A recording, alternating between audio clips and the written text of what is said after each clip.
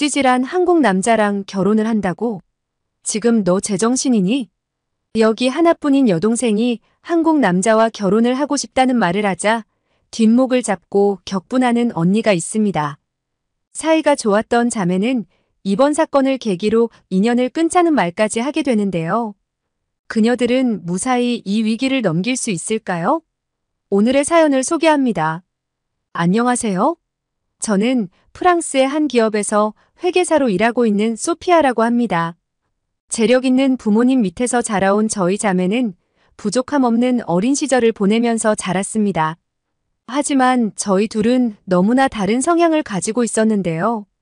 한 엄마의 뱃속에서 나온 자식이지만 이렇게도 다를 수가 있는지 의문이 들 정도였죠. 저는 부족하지 않은 현재의 삶에 전혀 불만이 없었고 좋은 사립학교를 졸업하고 좋은 직업을 가진 것에 충분히 만족을 하고 살았어요. 하지만 동생 셀리나는 대학을 졸업 후 많은 경험을 하는 것을 좋아했고 도전하는 것을 즐겼습니다. 여행도 많이 다니고 힘들게 여러 가지 아르바이트도 하면서 지냈죠. 저는 그런 동생이 이해가 가지 않았어요. 부모님께서 충분한 용돈도 주시고 좋은 집에 좋은 차를 타고 다닐 수가 있는데 왜 그렇게 일부러 고생을 하면서 사는 건지 말이에요. 저는 대기업의 회계부에서 일을 하였고 동생은 여행사에서 가이드로 일을 하고 있었어요. 충분히 좋은 직장에 다닐 수 있었지만 모든 걸 마다하고 본인이 하고 싶은 걸 하더군요. 제 동생이지만 참 특이하다 생각했죠. 그러던 어느 날 부모님과 다 같이 모인 식사 시간에 결혼하고 싶은 남자가 생겼다고 하더군요. 20대 중반인 동생이 결혼을 한다고 하니 너무 빠른 게 아닌가 하는 생각이 들었어요. 좀 더 여행사에서 하고 싶은 일을 하다가 결혼 정년기가 되면 부모님께서 알아서 좋은 남자를 소개해 줄 텐데 왜 그렇게 일찍 결혼을 하겠다고 하는 건지 이해가 가지 않았어요. 동생 셀리나도 생각이 있을 테니 계속 이야기를 들어보기로 했습니다. 어머니께서 먼저 물어보셨어요. 셀리나, 왜 그렇게 일찍 결혼을 하려고 하는 거니? 이유라도 있는 거니? 그러자 동생이 말했어요. 그 사람이 계속 프랑스에 있는 게 아니라서 서두르고 싶어요. 그게 무슨 말이야? 프랑스에 없으면 어디에 있다는 말이니? 사실 그 남자는 프랑스 남자가 아니에요. 한국 남자예요. 부모님은 너무 놀라 한동안 말을 잇지 못하셨어요. 저 역시 마찬가지였고요. 그 정적을 제가 깼습니다. 셀리나, 지금 제정신이니? 별 볼 일 없는 한국 남자랑 무슨 결혼이야? 동생은 당당하게 말했습니다. 한국 남자가 뭐 어때서 그러는 거야? 난 이제 그 남자 아니면 못 살 것 같다고. 저는 동생의 말에 하늘이 무너지는 것 같았어요. 어떻게 유럽 남자도 아니고 그것도 아시아의 한국 남자랑 결혼을 하겠다고 하는 건지 저는 일본 외에는 여전히 아시아에는 못 사는 나라들이 밀집되어 있다고 생각했기 때문에 너무 걱정이 되었습니다. 결혼이 아이들 장난도 아니고 이렇게 풍족한 삶을 살다가 가난한 삶을 어떻게 견뎌내려고 그런 결정을 했는지 너무나 안타까웠죠. 차라리 일본인이라고 했다면 안심을 했을 텐데 말이죠. 저희 회사에 일본인 동료 유키가 있어서 아시아 나라에 관한 것들을 많이 듣게 되는데 유키의 말로는 일본은 선진국이고 일본 외에 다른 아시아 나라는 여전히 가난하고 힘들게 산다는 말을 해주었어요. TV에 나오는 중국과 한국의 화려한 모습은 모두가 꾸며낸 것이며 실상을 보면 그렇지 않다는 것이었습니다. 특히 한국에 대한 감정은 좋지 않은 것 같았는데 일본만이 아시아를 대표하는 나라이고 한국은 자신들과 같은 급이 아니라는 말을 했습니다. 제가 알기로는 선진국 모임인 G7에서 한국을 포함해 G11으로 확대하자는 아이디어를 제시하자 일본은 이를 극구 반대했었다는 기사를 본 적이 있습니다. 유키는 역사를 거슬러 보면 청일 전쟁의 결과로 일본이 조선을 청나라로부터 독립시켜준 것이라는 주장을 하기도 했습니다. 한국은 아시아의 최대 강대국인 일본의 경제를 배우며 성장했지만 여전히 못 사는 나라라고 무시했어요. 일본은 2000년대에 들어와서는 경제가 침체되고 인구가 고령화되면서 어려움을 겪고는 있지만 여전히 아시아에서는 일본이 최고의 나라라고 칭송했죠. 유키의 말을 모두 믿는 건 아니지만 한국에 대해 자세히 알지 못했던 저는 어느 정도 사실이라고 생각했었습니다. 물론 지금은 아니지만요. 아무튼 셀리나의 폭탄 발언 때문에 집안이 뒤숭숭한 채로 며칠이 지났습니다. 저는 영국에 출장을 가게 되었고 그 다음날 셀리나가 한국인 남자친구를 집에 데리고 온 모양이었습니다. 그 남자의 이름은 이준성이었고 부모님 말씀으로는 좋은 사람인 것 같다고 했습니다. 그 남자는 셀리나가 다니는 여행사의 한국 쪽 협력업체 직원이었고 미팅 때문에 1년에 2번 정도 프랑스에 온다고 했습니다. 동생과는 작년부터 알고 지냈고 둘은 꽤 오랫동안 비밀 연애를 한 모양이었죠. 생각해보니 그동안의 동생의 이상 행동이 떠올랐습니다.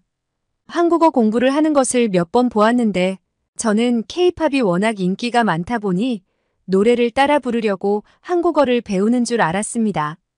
근데 그게 아니었던 거죠. 셀리나는 여행사를 퇴사하고 준성과 한국에서 한두 달 정도 동거를 하겠다고 했습니다. 프랑스에서는 결혼을 하기 전 동거를 하는 것이 매우 자연스러운 일이기 때문에 부모님께서 허락을 하셨죠. 그렇게 제가 영국 출장을 간 사이 동생은 한국으로 떠나버렸죠. 저는 속상한 마음에 셀레나에게 전화도 하지 않고 모른 척하며 지냈습니다. 동생 역시 한국에서의 생활이 바쁜 건지 전화 한 통 없더라고요. 셀레나가 없는 집이 처음엔 어색하고 쓸쓸했지만 인간은 적응의 동물이라 그런지 금세 괜찮아졌어요. 그렇게 한 달 정도가 지나고 저는 일본으로의 출장이 잡혔습니다. 일본인 동료 유키와 함께 떠나는 출장이었는데요. 한국이 일본과 가까우니까 일본에서 일을 보고 시간을 내서 동생을 보러 한국에 방문할 예정이었습니다. 일본으로 가는 비행기 안에서 유키는 한국에 대한 부정적인 발언을 쉼없이 쏟아냈는데요.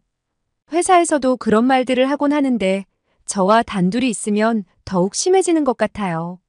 사실 학창시절에 세계사를 공부하면서 일본이 한국을 침략하는 내용들을 생각해보면 일본이 왜 한국을 싫어하는지 이해가 가지 않았어요. 한국이 일본을 싫어하면 싫어했지 일본이 한국을 싫어할 이유는 없다고 생각하거든요. 유키는 출장을 온 김에 일본에서 여행을 하는 건 어떻겠냐고 제안했지만 저는 동생을 보러 가야 해서 한국에 가야 한다고 했어요. 사실 이때까지만 해도 동생만 아니었다면 한국보다는 일본을 여행하고 싶은 마음이 컸어요. 일본의 생선초밥과 해산물 요리가 먹고 싶기도 했고 교토에 사찰 투어를 하고 싶었거든요. 일본에 도착해서 업무차 들렸던 여러 곳은 모두 일본다운 모습이었습니다.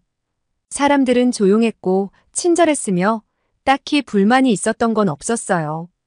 하지만 일본인들의 과도한 친절과 침묵은 사람을 매우 불편하게 하기도 했습니다. 그들의 특이한 영어 발음도 듣기가 거북했고 무슨 말인지 알아듣기가 힘들었죠. 생각해보니 일본이라는 나라 자체보다는 일본 사람들이 문제였다는 생각이 드네요. 일을 마무리하고 저는 한국으로 출발을 하고 유키는 일본에 며칠 더 머물다가 프랑스로 귀국하기로 하고 우린 서로 헤어졌습니다. 일본에서 한국까지는 진짜 얼마 걸리지 않더군요. 참 가깝고도 먼 나라인 것 같습니다.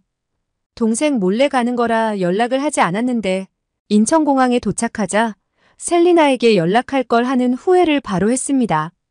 왜냐하면 제가 생각했던 공항의 모습이 아니었기 때문이에요. 저는 인천공항 내부를 보는 순간 그냥 얼어붙었거든요. 제가 무시하던 후진국 한국의 모습은 온데간데 없고 넓고 깨끗한 최신 시설로 갖춰진 미래형 공항이 눈앞에 펼쳐져 있었어요. 저는 신기한 마음에 공항 여기저기를 돌아다녔어요. 일단 커피가 너무 먹고 싶어서 두리번거리고 있는데 다행히 무료 라운지가 있었고 그 옆에 커피를 파는 매장이 있어서 음료를 마실 수가 있었습니다. 곳곳에 유료로 이용이 가능한 항공사 라운지도 많이 보였어요. 인천공항에는 여러 공간들이 있었는데 항공문화체험존이 있었고 노트북 없이도 인터넷을 할 수 있는 인터넷존이 있었습니다. 책도 구비되어 있어서 조용히 독서를 할 수 있는 공간이기도 했습니다. 공항 전체에 무료 와이파이가 있기 때문에 데이터 걱정 없이 인터넷을 사용할 수가 있었지만 이런 시설까지 갖추고 있다는 건 사용자들의 편의를 배려한 공간이라는 생각이 들었어요. 그리고 가장 쇼킹했던 공간이 있었는데요. 넵존이라고 하는 곳이었어요. 낮잠을 잘 수 있는 곳이었는데 비행 시간이 너무 많이 남아있거나 환승할 때까지 기다리려면 피곤하잖아요.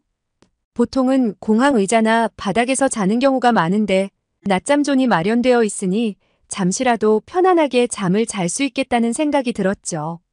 칸막이가 설치되어 있어서 개인 사생활도 어느 정도 보호받을 수가 있었고 침대 옆에는 콘센트가 있어서 휴대폰 충전이나 노트북 충전도 할 수가 있었죠. 넵존을 보고 감동을 받았는데 이곳을 보자 한국처럼 이런 나라가 또 있을까? 어떻게 이런 시설이 공항에 있을 수가 있지? 라는 생각을 할 수밖에 없었어요. 제가 본 건 바로 스트레칭 존이었거든요. 신발을 벗고 들어가서 스트레칭을 할 수 있는 곳이었고 벽에는 여러 가지 동작이 그림으로 그려져 있었죠. 오랜 비행을 하면 몸이 뻐근해지는데 미리 이렇게 몸을 풀고 비행기를 타면 훨씬 안전하고 몸에도 좋겠죠? 인천공항을 둘러보면 볼수록 좋은 시설은 둘째치고 승객을 감동시키는 매력이 있더라고요. 가장 놀라운 건 이 모든 것이 무료라는 것이에요. 그 외에도 샤워장이 있었고 유료 마사지샵도 있었습니다. 한참 공항 구경 재미에 빠져 시간 가는 줄도 모르다가 얼른 동생의 집에 가야겠다는 생각에 정신을 차렸어요. 그런데 갑자기 배가 살살 아파오는 거예요. 제가 우유를 먹으면 설사를 하는 경우가 있는데 낮에 먹은 우유가 원인인 것 같았죠. 아픈 배를 움켜쥐고 얼른 화장실을 향했습니다. 아까 돌아다니면서 화장실의 위치를 알아뒀던 게 다행이었어요. 화장실에 들어가는 순간 너무 깨끗해서 유료인 것 같은데 어디다가 돈을 넣어야 되는지도 모르겠고 해서 일단 일을 보고 나왔습니다. 제가 들어갔던 칸은 비데가 설치되어 있었는데 사용법을 잘 몰라서 처음에 당황했어요. 이런 전자식 비데는 처음 보는 것이었거든요.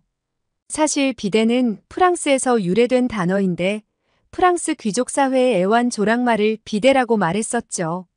16세기 때부터 물을 담아 볼일을 본 후 뒤처리를 하는 도기 제품이 등장하면서 유럽의 귀족층들은 마치 그 모습이 조랑말을 타는 것 같이 보여 비데라는 단어로 사용되었다고 합니다. 저는 책에서 이 내용을 접했을 뿐 한 번도 한국의 비데처럼 전자식 비데는 본 적도 없고 사용해 본 적도 없었죠. 어쨌든 무사히 볼일을 보고 나와 돈을 어디에 내야 되는지 두리번거리고 있는데 사람들이 모두 그냥 들어와서 화장실을 이용하는 거예요. 저는 설마 이게 무료일까라는 생각이 들었지만 정말 무료였던 거였죠. 솔직히 인천공항의 화장실은 프랑스의 최고급 호텔의 화장실만큼 깨끗했어요. 게다가 비데까지 설치되어 있었고요. 갑자기 프랑스의 공중화장실이 생각이 나네요. 냄새나고 지저분한 프랑스의 화장실은 대부분 돈을 내고 사용해야 한다는 게 이해가 가시나요? 한국과 너무 비교되네요. 한국 화장실의 반만 돼도 좋겠어요. 어두워지기 전에 인천에 있는 동생 집에 도착해야겠다는 생각에 서둘러 공항버스 타는 곳으로 이동했어요. 사실은 지하철을 타고 가고 싶었는데 지하로 들어가면 더 헤맬 것 같아서 버스를 타기로 했어요. 다행히 옆에 있던 여성분이 잘 가르쳐 주셔서 무사히 버스표를 끊을 수가 있었어요. 그 여성은 외모만 멋진 줄 알았더니 한국인은 친절하기까지 하더군요. 동생 셀리나는 인천 송도의 아파트에 살고 있다고 했어요. 저는 아파트라고 하길래 나라에서 지원해주는 임대 아파트에서 살고 있는 줄 알았어요. 프랑스에는 정책적으로 도시마다 특정 비율만큼 임대 아파트를 짓도록 되어 있는데 그렇게 하지 않을 경우 매년 벌금을 내야 합니다. 저의 짧은 생각에 한국도 프랑스처럼 그런 줄만 알았어요. 동생이 살고 있다는 아파트에 도착하자 입이 떡 벌어지는 경험을 했는데요. 전 그런 고층 아파트가 여러 채 모여있는 모습을 처음 봤거든요. 오늘 한국에서 처음 보는 광경이 진짜 많네요. 약간 어두워질 무렵이 되어서인지 아파트에 불빛이 켜지면서 예쁜 하나의 작품을 보는 것만 같았죠. 아파트의 안쪽으로 들어가려고 하자 문으로 막혀 있는 곳이 많았어요. 아무나 들어올 수 없도록 철저한 보안을 하고 있었죠. 저는 몰래 동생을 놀래켜주려고 했지만 어쩔 수 없이 전화를 해야만 했습니다. 계속 헤매다가는 오늘 안에 동생을 만날 수가 없겠다는 생각이 들었거든요. 셀리나, 나야. 지금 너희 집 앞에 왔어. 이쪽으로 와줄 수 있니? 동생은 깜짝 놀란 목소리로 말했어요. 뭐라고? 한국에 왔다는 말이야?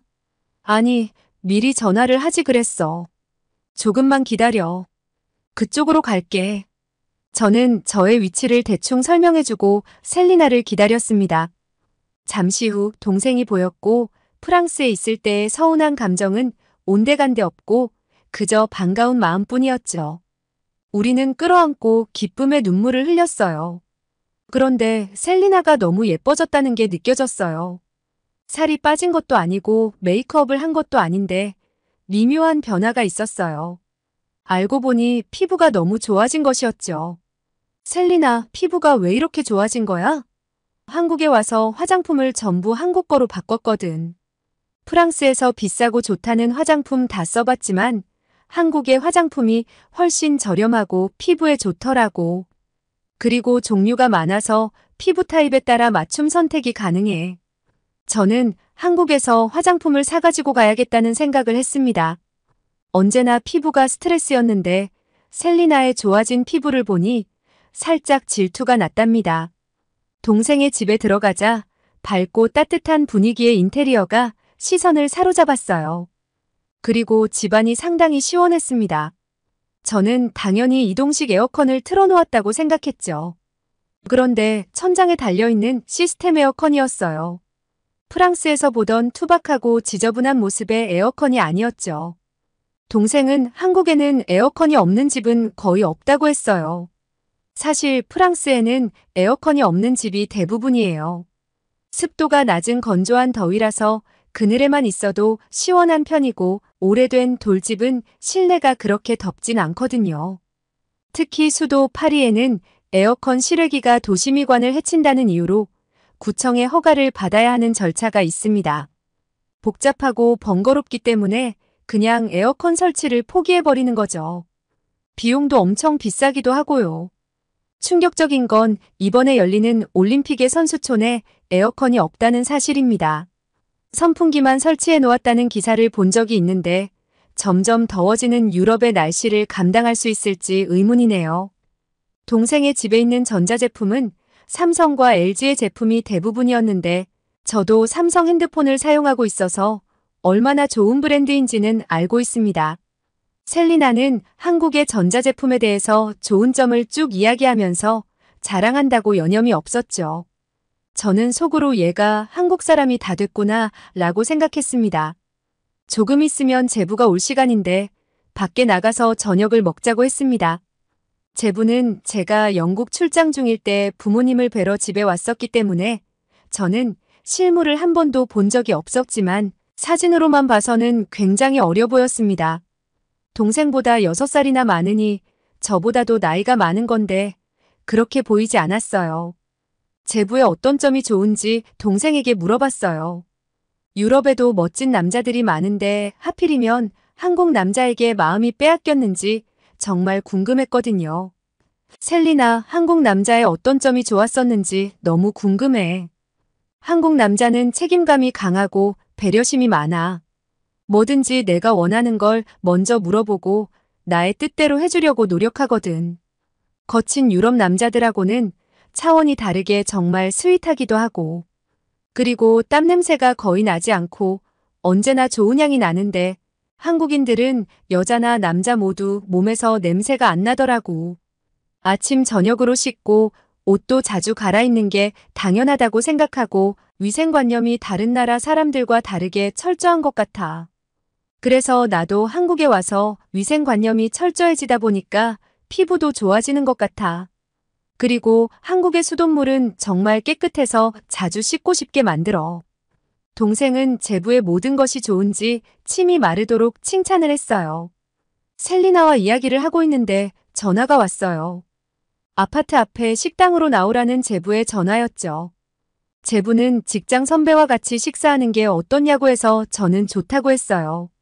우리는 식당에 도착했고 제부와 그 선배라는 사람도 같이 있었죠. 우리는 삼겹살과 목살을 주문했고 한국의 소주와 맥주를 같이 주문했어요.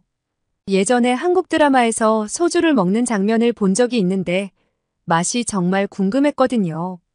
오늘 드디어 먹어볼 수 있다는 생각에 설레었습니다. 사실 제가 애주가거든요. 프랑스에서는 주로 맥주와 와인을 즐겨 마시는데 한국에서는 소주와 막걸리라는 술이 있는 걸로 알고 있어요. 삼겹살에는 보통 소주를 같이 먹는데 소주와 맥주를 섞은 소맥을 즐겨 마신다고 했어요. 제부는 소맥은 만드는 사람에 따라 맛이 달라진다며 맛있게 제조를 해주겠다며 호언장담을 했습니다. 우리가 갔던 식당은 테이블 중간에 불판이 있는 희한한 모습을 하고 있었는데 바로 고기를 구워서 먹을 수 있게 만들어진 거라는 것을 알게 되자 한국인들의 독창적인 아이디어에 감탄을 했습니다. 지글지글 삼겹살이 구워지자 가위로 고기를 싹둑싹둑 자르는 모습도 신기했습니다. 그런데 이 모든 과정을 동생은 가만히 앉아 있고 제부가 고기 굽고 세팅하고 다 하더라고요. 동생이 한국 남자에게 반한 이유를 알 것 같았죠. 고기가 거의 구워질 때쯤 김치를 불판에 올려서 같이 구웠는데 곁들여 먹으면 맛있을 거라고 했어요. 제부와 같이 온 선배라는 사람은 이름이 정훈이라고 했어요. 정훈 씨는 제부와 대학 선후배 사이라고 했고 같은 회사에 다니게 되면서 더 친해졌다고 했죠. 정훈은 수줍음이 많은 사람이었고 제부만큼이나 스윗한 사람이었습니다. 말이 많진 않았지만 계속해서 저를 챙겨줬거든요. 식당에 들어와서도 제가 편하게 앉을 수 있도록 의자를 빼주기도 했고 저에게 물을 따라주기도 했습니다. 정우는 피부가 까무잡잡했지만 매끈한 피부결을 가지고 있었고 헬스를 하는 건지 다부진 몸이 매력적으로 보였습니다. 다 구워진 삼겹살을 저의 앞접시에 놓아주며 먹어보라고 했죠. 저는 삼겹살을 먹자 감탄했습니다. 우와, 스테이크보다 더 맛있는데? 어떻게 돼지고기가 소고기보다 맛있을 수가 있지? 처음 맛본 삼겹살은 정말 부드럽고 고소했는데요. 아까 구웠던 김치와 같이 먹으니 찰떡궁합이더라고요. 그리고 저는 무생채라고 하는 반찬이 정말 맛있다고 생각이 들었는데 물을 채 썰어 김치처럼 빨간 고춧가루에 묻힌 음식이었어요. 식초와 설탕이 들어갔는지 새콤달콤한 맛이 입맛을 계속 돋우어 주더라고요. 제부가 제조해준 소맥과 삼겹살은 정말 잊지 못할 최고의 조합이었습니다. 저는 한식이 이렇게 맛있는지 몰랐어요. 특히 작은 접시에 나온 반찬들은 종류도 많았고 제가 맛있게 먹었던 생채는 다 먹고 나니 또 갖다 주시던데요.